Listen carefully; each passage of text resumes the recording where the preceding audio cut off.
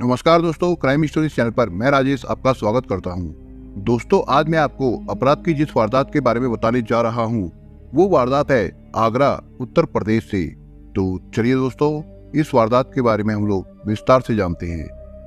उत्तर प्रदेश के आगरा जिले की एक अदालत में 23 मार्च 2023 को काफी गहमा गहमी थी। उस रोज एक बहुचर्चित मामले की सुनवाई होने वाली थी।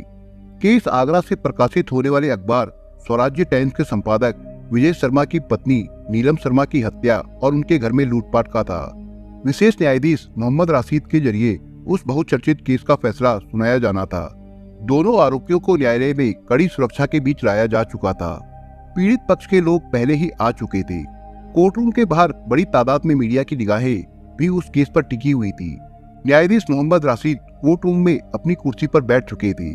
जिस मामले की सुनवाई होनी थी, वो वारदात दरअसल 9 साल पुरानी 20 फरवरी 2014 की थी। उस रोज गंगे गौरीबाग बालकेश्वर क्षेत्र के रहने वाले स्वराज्य टाइम के संपादक विजय शर्मा अपने एक रिश्तेदार के यहाँ शादी समारोह में शामिल होने के लिए फिरोजाबाद गए हुए थे। अपने साथ बेटी निवेदिता और बेटे अंजेश को भी ले गए थे। घर पर उनकी 48 साल की पत्नी नीलम शर्मा और वृद्ध पिता आनंद शर्मा रह गए थे। शर्मा को अपने बच्चों समेत उसी रोज आधी रात तक वापस लौट आना था। तय कार्यक्रम के अनुसार शर्मा बच्चे समेत लौट आए थे। घर का दरवाजा खटखटाते ही वो अपने आप खुल गया। अंदर दाखिल हुए तो भीतर का दृश्य देखकर वो सन्न रह गए। सामने जो दिखा उसे देखकर उनके होश उड़ गए थे। घर का सामान जहां तहां बिखरा पड़ा था। पत्नी नीलम के कमरे का दरवाजा भी खुला हुआ था और कमरे की लाइट जल रही थी। शर्मा और बच्चे जैसे ही दरवाजे पर पहुंचे, बेटी निवेदिता और बेटे की चीख निकल गई। शर्मा कमरे में घुसे, वहाँ पालतू जर्मन शेफर्ड डॉग टफी भी खून से लथपथ पड़ा हुआ था। वहीं नीलम भी पास में मृत पड़ी थी। उनके शरीर से बहुत सारा खून निकलकर पूरे फर्श पर फैल चुका था। माँ का शव देखकर दोनों भाई बहन रोने लगे। शर्मा तो जड़वत बन गए थे। वे समझ नहीं पा रहे थे कि ये सब क्या हो गया है और कैसे हुआ। पिता आनंद शर्मा का ख्याल आते ही उनके कमरे की ओर गए। उनके कमरे की बाहर से कुंडी लगी थी। कुंडी खोली तो भीतर अंधेरा था। संभवतः वो सो रही थी। आनंद शर्मा बेसुध सोए हुए थे। सांस चलने की आवाज आ रही थी। दोबारा अपने कमरे में आकर ध्यान से देखा तो पाया कि पत्नी की धारदार हथियार से हत्या की गई थी। कुत्ते पर भी कई हमले किए जाने के निशान थे। अलमारी की तिजोरी के ताले खुले हुए थे। गहनी नकदी आदि लूट के भी सबूत मिले। कमरे से बाहर पालतू तोते हीरा का पिंजरा शॉल से ढका हुआ था। बच्चों के द्वारा शॉल हटाते ही तोता जोर जोर से पंख फड़फड़ाता हुआ चीखने लगा। शर्मा परिवार ने इधर उधर नजर दौड़ाई। उन्होंने पाया कि वारदात के सबूत मिटाने की पूरी कोशिश की गई थी। दीवारों, फर्श आदि पर खून के दाग धब्बे मिटाए जाने के निशान दिख रहे थे। फर्श की सफाई भी की गई थी। विजय शर्मा के घर से बच्चों के रोने और शोर शराबे की आवाज सुनकर कुछ पड़ोसी आ गए थे। वे भी घर का दृश्य देखकर दंग रह गए। शर्मा ने इस बारे में पुलिस को सूचित कर दिया था। संपादक की पत्नी के मर्डर की सूचना पाकर कुछ मिनटों में ही थाना न्यू आगरा से पुलिस घटना स्थल पर पहुंच गई। शर्मा ने उन्हें अज्ञात बदमाशों द्वारा पत्नी और पालतू कुत्ते की हत्या के साथ साथ ज्वेलरी, नकदी, घड़ी व अन्य सामान लूट की आशंका जताई। इस जानकारी को ध्यान में रखते हुए पुलिस ने गहन जांच की, लेकिन फिंगरप्रिंट्स मिटाए जाने और दूसरे साक्ष्य खत्म किए जाने के चलते वारदात की तह तक जाने के सबूत नहीं मिले। हालांकि फॉरेंसिक टीम को कुछ सबूत जमा करने में सफलता मिल गई थी। पुलिस के सामने हत्या और लूट की जांच एक बड़ी चुनौती थी। वे उलझन में पड़ गए थे कि हमलावर कितने लोग होंगे और घर में कैसे घुसे होंगे। इसके पीछे लूटपाट के अलावा और क्या कारण हो सकता है। इस पर पुलिस ने अनुमान लगाया कि संभव है नीलम या उस वक्त घर में मौजूद परिवार के दूसरे किसी ने सोने से पहले दरवाजा अंदर से बंद नहीं किया होगा। ये भी आशंका जताई गई कि पूरी वारदात को अंजाम देने वाला कोई परिचित भी हो सकता है। पुलिस जांच टीम पालतू कुत्ते को धारदार हथियार से बेरहमी से मार दिए जाने को लेकर हैरान थी। नीलम की पोस्टमार्टम रिपोर्ट से भी हत्या संबंधी कुछ जानकारियां मिल गई थी। कुत्ते के शव का पोस्टमार्टम करवाकर उसकी रिपोर्ट जुटा ली गई।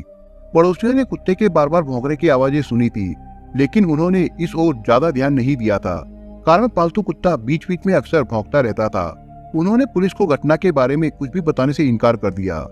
पोस्टमार्टम रिपोर्ट के अनुसार नीलम के शरीर पर धारदार हथियार से 14 और पालतू कुत्ते टफी पर 9 वार किए गए थे। गहरी चोटें और अत्यधिक खून बहने से दोनों की मौत हो गई थी। इस संबंध में थाना न्यू आगरा में अज्ञात अपराधियों के खिलाफ लूट व हत्या का मुकदमा दर्ज कर लिया गया था। नीलम शर्मा मर्डर केस के सबूत जुटाने और सुराग के लिए जांच टीम ने विजय शर्मा के घर को 3 दिनों तक सील कर दिया था। उनसे पूछताछ के बाद पुलिस को 3 लोगों पर संदेह हुआ था, लेकिन सबूत के बिना उनके खिलाफ कार्रवाई नहीं हो पाई थी। विजय शर्मा ने भी अपने बयान में उन्हीं 3 लोगों पर शक जताया था जिन पर पुलिस को संदेह था। संदिग्धों में से एक व्यक्ति का संबंध जमीन खरीद को लेकर था। इस सिलसिले में उसके साथ रुपए के लेन देन में कुछ ज्यादा ही विवाद हो गया था। उससे पूछताछ करने पर उसने हत्या से इनकार कर दिया, लेकिन पैसों को लेकर शर्मा के साथ विवाद की बात मान ली। कई दिन बीत जाने के बावजूद मामले को सुलझाया नहीं जा सका था। मामला एक अखबार के संपादक से जुड़ा हुआ था। इस कारण मीडिया में जांच की देरी को लेकर कई सवाल उठने और पुलिस पर दबाव भी बनने लगा था। तत्कालीन एसएसपी सलाम मासूर ने पुलिस की टीमें बनाई और जल्द से जल्द इस घटना का पर्दाफाश करने के निर्देश दिए। शर्मा परिवार को अपने पालतू कुत्ते टफी और तोते हीरा से काफी प्यार था। दोनों ही परिवार के सभी सदस्यों को अच्छी तरह पहचानते थे। तोता तो घर वालों की बातों को समझता भी था। श्रीमती शर्मा खुद और उनके दोनों बच्चे तोते से बातें भी किया करते थे। घटना को हुए 3 दिन बीत चुके थे, लेकिन पुलिस अभियुक्तों को पकड़ना तो दूर उनका सुराग तक नहीं लगा पाई थी। उधर मालकिन की मौत के बाद तोता हीरा सुस्त हो गया था। उसने खाना पीना छोड़ दिया था, कारण उससे बात करने वाला कोई नहीं था। हत्यारे ने तोते के पिंजरे पर सौर डाल दी थी।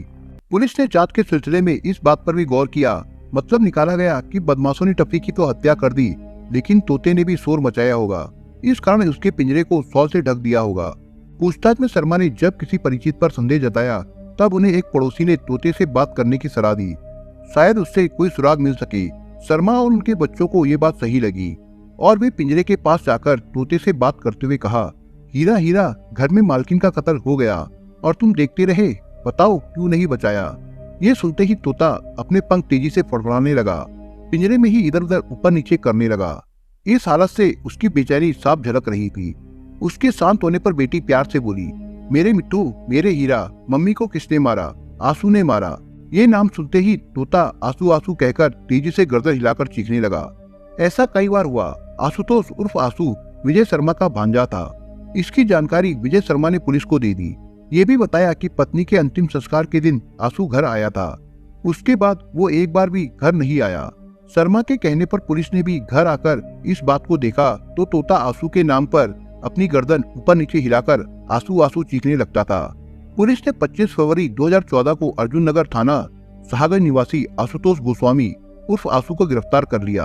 पूछताछ में उसने इस घटना से इनकार किया, किंतु पूछताछ के दौरान उसके दाएं हाथ पर कई जख्म दिखाई दिए। इस पर पुलिस ने सख्ती दिखाते हुए उन जख्मों के बारे में जानना चाहा। इस पर आंसू सकपका गया। चोट के संबंध में पुलिस के सवालों के आगे आंसू टिक नहीं पाया। उसने इस अपराध को अंजाम देने की बात स्वीकार कर ली। उसने पुलिस के सामने जो कुछ बताया उससे काफी चौंकाने वाला सच सामने आया। उसने बताया कि इस घटना में उसका दोस्त रॉनी मेसी भी शामिल था। उसकी भी तुरंत गिरफ्तारी हो गई। दोनों की निशानदेही पर हत्या में प्रयुक्त कटार, हत्या के दौरान लूटे गए गहने, नकदी व घड़ी समेत वारदात में प्रयोग किया गया स्कूटर बरामद कर लिया गया। हत्या का खुलासा होने के बाद पुलिस ने माल बरामदगी के साथ पूरा क्राइम सीन रिएक्ट करके साक्ष्य जुटाए। आंसू ने बताया कि उसने अपने दोस्त रॉनी मेसी के साथ मिलकर ही इस घटना को अंजाम दिया था। पहले वो मामा मामी के घर में ही रहता था। दरअसल विजय शर्मा का बेटा अजेश मानसिक रूप से बीमार रहता था। तब उन्होंने अपने सगे भांजे आशुतोष गोस्वामी उर्फ आंसू को बेटे की तरह पाला था, लेकिन उसके गलत आचरण की वजह से उन्होंने उसे अलग रहने को कह दिया था। तब वो अपने दोस्त रॉनी के साथ अर्जुन नगर में रहने लगा, लेकिन उसका अपने मामा के यहाँ आना जाना लगा रहता था। उसे उनके घर की हर चीज की जानकारी थी।